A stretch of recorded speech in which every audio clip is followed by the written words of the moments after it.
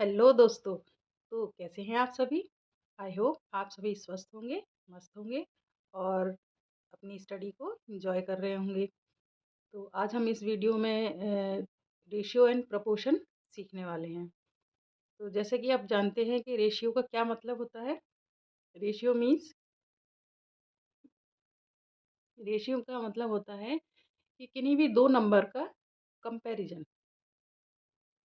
कोई भी दो क्वांटिटी हैं, दो या दो अमाउंट हैं या दो मात्राएं हैं। जैसे किसी के पास अगर एक एक ए पर्सन है, उसके पास 5 बॉल हैं और बी पर्सन है, उसके पास 10 बॉल हैं। तो उन दोनों में डिफरेंस कितना है बॉल्स का? ए के पास कितनी है और बी के पास कितनी है? तो इन इससे हम पता चलता है कि कंपैरिजन हो रहा है, ए और बी में कितनी अमाउंट में चीज़ है कोई। तो इसमें हम जैसे ए के पास कि कोई ए पर्सन है और एक बी है। ओके, ए के पास मान लीजिए 1 2 3 4 5 6 7 8 9 10 10 बॉल्स हैं।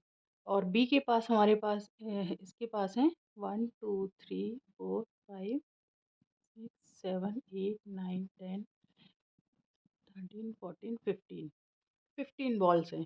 तो अब इन दोनों में क्या होगा? कंपैरिजन होगा। कंपैरिजन कैसे हो सकता है? या तो बाय फाइंडिंग डिफरेंस, या तो उन दोनों में हम डिफरेंस कर देंगे। डिफरेंस कैसे? यानी माइनस कर देंगे। 15 में से 10 माइनस हुए तो क्या बचा? 5। तो ये क्या हो गया? डिफरेंस। तो हम इनका डिफरेंस पता करके भी कंपैरिजन कर सकते हैं कि दोनों में कितना फ़र्क है और इनके बीच में क्या रेशियो है। फिर इसकी दूसरी मेथड आती है बाय डिवाइडिंग नंबर्स। जैसे ए के पास हमारे पास थी 10 बॉल्स थी और बी के पास कितनी है? 15 बॉल्स। तो क्या कर सकते हैं हम? ए का कलेक्शन कितना है? 10 और बी का है 15। तो 10 अपॉन 15 इस तरह से भी हम कर सकते हैं। तो अगर हम इसको 5 से डिवाइड करेंगे, 5 2 जा 10 एंड 5 3 जा 15। तो 2/3, 2/3 इसका क्या आ गया? रेशियो। और रेशियो को हम इस तरह से भी लिख सकते हैं 2/3। ओके। रेशियो के लिए सिंबल कौन सा यूज होता है? इस तरह से 2 डॉट। इसको हम क्या बोलते हैं? रेशियो। और इसको हम पढ़ेंगे कैसे? जैसे 2/3 था, 2/3। तो इसको हम पढ़ेंगे 2:3। कोई रेशियो है, मान लीजिए 5:7। तो इसको पढ़ेंगे 5:7। तो इस तरह से इसको रीड किया जाता है। अब इसमें टर्म्स होती हैं। टर्म्स कौन सी हैं? फर्स्ट टर्म और सेकेंड टर्म। तो फर्स्ट टर्म कौन सी हुई? फर्स्ट टर्म मान लीजिए ये वाली, पहली जो है इसको फर्स्ट टर्म और इसको सेकेंड टर्म। तो फर्स्ट टर्म को और क्या बोलते हैं हम? एंटीसीडेंट। एंटीसीडेंट मतलब फर्स्ट टर्म। और consequent means second term. Second term. Okay. अगर हम इसको 2/3 इस फॉर्म में लिखते हैं तो इसको बोलते हैं हम फ्रैक्शन फॉर्म। Fraction form. और अगर इसको 2:3 लिखते हैं तो इसको बोलते हैं हम रेशियो फॉर्म। ओके। अब इसमें कुछ याद रखने वाली बातें हैं। जो कि जब हम रेशियो एंड प्रोपोर्शन के जब सम सॉल्व करते हैं तो हमें वो चीज़ें ज़रूर याद रखनी चाहिए। तो सबसे पहली चीज़ क्या है? The two quantities compared should be express in the same unit. यानी अगर हम दो चीज़ों को कंपेयर कर रहे हैं तो उनकी यूनिट सेम होनी चाहिए। जैसे मान लीजिए एक तो हमने 2 kg ले लिया और एक हमने ले लिया 50 ग्राम्स। ओके, तो ये तो किलोग्राम है लेकिन ये ग्राम्स में है, तो इन दोनों का कंपैरिजन नहीं हो सकता। इसके लिए हमें क्या करना पड़ेगा? या तो हम 2 kg को हम ग्राम्स में चेंज कर दें तो क्या हो जाएगा?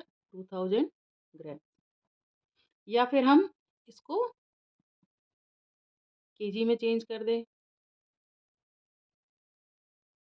ओके, तो जब सेम यूनिट हो जाती है, जैसे 2000 ग्राम रेशियो 50 ग्राम,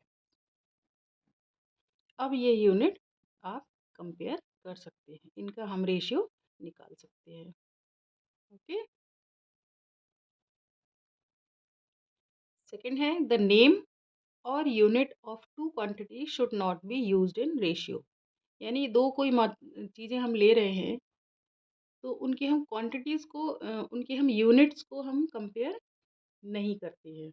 जैसे मान लीजिए 3 मीटर है और 2 मीटर है, 3 मीटर है और एक है 2 मीटर। तो हम मीटर को कंपेयर नहीं करेंगे, हम किसको करेंगे कंपेयर? क्वांटिटी को। हम इसको कंपेयर करते हैं, इनको यूनिट को कंपेयर नहीं करते हैं। ओके, अगली ध्यान रखने वाली बात क्या है कि दो क्वांटिटी को, मतलब अगर कोई दो क्वांटिटी हैं वो एक ही तरह की होनी चाहिए। The two quantities compared should be of the same kind. जैसे कि ऐसा नहीं हो सकता कि एक हमने एप्पल ले लिया, 2 kg एप्पल्स ले लिए और दूसरी तरफ हमने ले लिया 50 रुपीज़, तो इन दोनों का कंपैरिजन नहीं हो सकता। या तो दोनों तरफ एप्पल ही हो या दोनों तरफ रुपीज़ हो। तो जब दोनों की क्वांटिटी एक जैसी होनी चाहिए, सेम काइंड की होनी चाहिए, एक जैसी तरह की होनी चाहिए, तभी हम उसको रेशियो में कंपेयर कर सकते हैं। ओके, नेक्स्ट है ratio should be always expressed in the simplest form.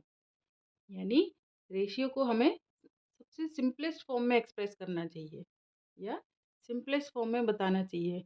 मान लीजिए जैसे कोई नंबर है 17:51, ये तो बहुत बड़ा रेशियो हो रहा है। इसको हम सिंपलेस्ट फॉर्म में करेंगे तो क्या हो सकता है? 1:3। सिंपलेस्ट फॉर्म कैसे निकाला हमने? 17:51, 17 1 जा 17, 17 3 जा 51। तो इस तरह से हम सिंपलेस्ट से सिंपलेस्ट फॉर्म में हमें रेशियो को एक्सप्रेस करना चाहिए। इसके बाद आता है the order of terms in a ratio is important. क्या मतलब है इसका? कि दो क्वांटिटीज का ऑर्डर बहुत इम्पोर्टेंट है।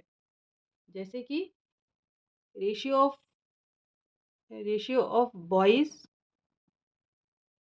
बॉयज टू गर्ल्स, मान लीजिए है 2:3। और ratio of girls to boys कितना है? 3:2 हो जाएगा।